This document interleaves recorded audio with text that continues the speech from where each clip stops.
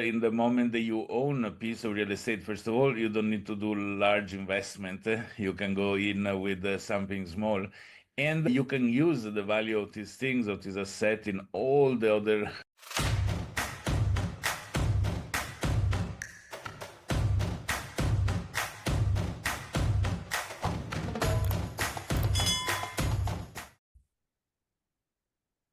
Welcome to Concrete Build Crypto Financing, where we explore the intersection of real estate and crypto financing. We invite leaders, experts, and both real estate and crypto investors on our show to gain knowledge into the revolutionary new field of tokenized real estate. First, here's a word from our sponsor. Real estate investing is expensive, complicated, and out of reach for many. Until now, Concrete Build, CBLD, is changing the game with tokenized real estate. For as little as a few dollars, you can own a stake in commercial property powered by blockchain technology. Fractional ownership, secure transactions, real impact. Skip the red tape and invest in real estate like never before. Invest today at concretebuild.org. Concrete Build, tokenizing properties, tokenizing wealth. And now to introduce my guest tonight. His name is Roberto Capodieci, and he is an expert voice in the field of blockchain decentralization. Roberto's blockchain zoo specializes in decentralized applications, and we are delighted to have him here tonight. Please join me in welcoming Roberto Capodieci. How are you doing today, Roberto? Doing good. Hello, and thank you for having me in your show. Wonderful. Well, I'd like to ask all of our guests this question to start off. What do you see as the future of real estate, and how does crypto financing play a part in that future? Yeah, it is a fascinating evolution of decentralized finance in general. The possibility to tokenize real-world assets. And this is need to be supported by regulators because every country has its own laws and its own limits. Somehow there are turnaround, somehow there are like a company that can be as a proxy to do this. There are countries like in Germany where the government allow people to tokenize real estate directly, so it's recognized by the government, the tokenization. I find it beautiful because in the moment that you own a piece of real estate, first of all, you don't need to do large investment.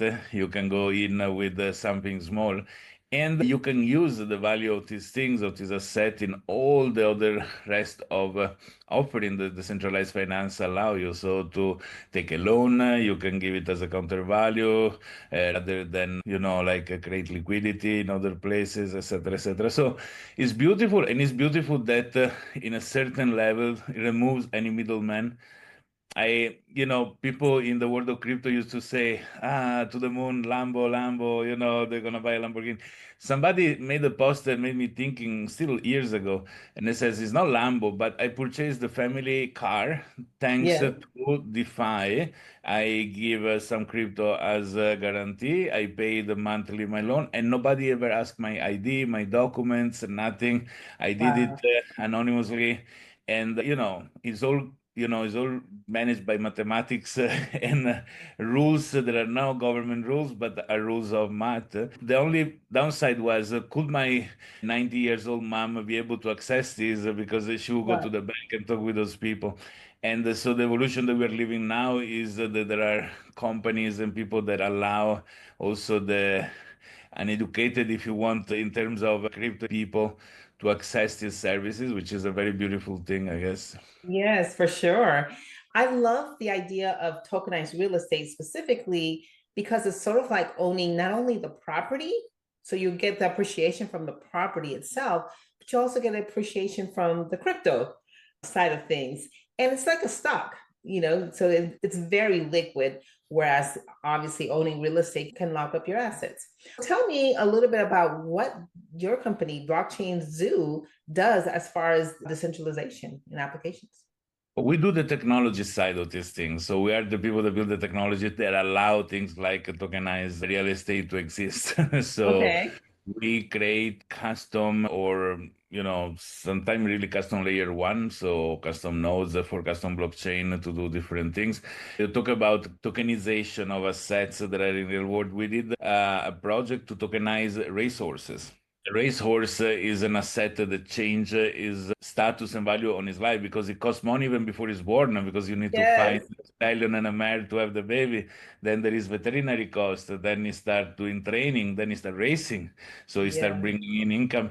And all those set of rules change with his age. Let's say in real estate tokenization, if there is the idea of somebody to buy a plot of land to build something, it will be very similar. So the investor comes in at the moment of purchasing plot of land, other investor can come in the moment of building. So how is regulated that everybody has their own correct share when you start selling those real estate, for example. So we Yeah. will build tools, either smart contract on top of EMV blockchain, or really just blockchain dedicated to these things with all the transaction type and all the mathematics to allow these sort of things to exist. Yes, for sure. So what we're wanting to do with the CBLD is specifically help syndications, real estate syndications that own commercial properties Mhm. tokenize their commercial properties. Because a lot of times their investors don't like to wait the 5 to 7 years it takes to get their money out. Even though they're getting the monthly rents, things like that, they want their big lump sum to be liquid. So we allow that with tokenization of their properties. Now, obviously, with know your customer and anti-money laundering, crypto values its anonymity. What do you say about that as far as being able to know your customer and still provide the anonymity of the crypto investor? There is a bridge to cross between the two worlds, I think, and Yeah. it is really something that it goes on one side is obviously you need to respect the law, because if you don't, you are a criminal, and as a criminal, you get the consequences of it. On the other side, there is the ideology of the fact that everybody should be free to reach services, opportunities, etc. Sometime when an action is taken bottom up, so if tomorrow 2 million people are joining without following the regulation, regulators need to start looking at that and regulate that in a way that is not harming to the system, because you cannot have 2 million criminals to arrest in one day. Right. So adoption from the bottom in those gray areas, because sometimes there is not even a law that says this is wrong, as if there is no one that says this is good. So you sit in an area that tomorrow can be regulated, today is not. Regulator need to come in with something that is okay for everybody. So I saw this happening in many cases. I love the idea that we shouldn't have to respect the rules, mostly sometimes made from people that don't really understand what they're regulating, not because they are bad, but just because it's quite complex sometimes to understand that aspect of things. So my take is that most probably a lot of these things are going to be okay. Some other where the government sees they can make some money, they just pose a sort of taxation in the process, because that's what they care most at a certain point. Other time they say your own risk, do it, and don't come complain to us if something goes bad. Right. It Which is yeah, what's happening right now in crypto, really. absolutely. It depends on the country. Again, each country has its own approach to these things. For sure. What do you believe that, specifically for real estate, do you believe that the crypto investor will understand, for example, if they want to do deals in the United States where the know your customer and anti-money laundering law is already in place, do you think that the crypto investor will be understanding of having to provide their name and email address and things like that? The case is that they will use a proxy if they don't want to release their own information. Because the beauty of this thing is that it's only the last foot that there is the one that has to identify. Everything that happened behind is not even possible unless there is a specific investigation in tracking down one person, because it's like it's a hidden universe, all those who belongs this account to who and how is not really regulated, nor can be regulated, because you cannot regulate mathematics. In the past, Americans were the most unbanked when it came to crypto, because the regulation there were very strict. And now with Trump, is all open and is fantastic under this aspect. But I had a lot of American friends coming to me asking if they could invest in ICO or something through me, because I was Italian. I don't, even though they were not living in the United States, because an American person that it doesn't live in the United States is still has to respond both to taxation and regulation of the United States. Gotcha. Yes, Many for other sure. country, when you are outside, I don't have to give any tax to Italy because I'm resident of Indonesia and I pay my taxes here. So this change based on nationality. So I saw that many people that can't or don't want, they easily use a proxy to reach what they want to do. If there is to make good money, why not? They will do it anyway. Yeah. Okay, so it would not be a deterrent to any crypto investors if Maybe we for ask some for you. people, like Mm-hmm. now in Europe, they put a silly taxation on crypto. I have friends that own, dozen or hundreds of Bitcoin, and they're poor because they are so terrorized to link their asset in a crypto to actual person and lose like half of them out of in taxes.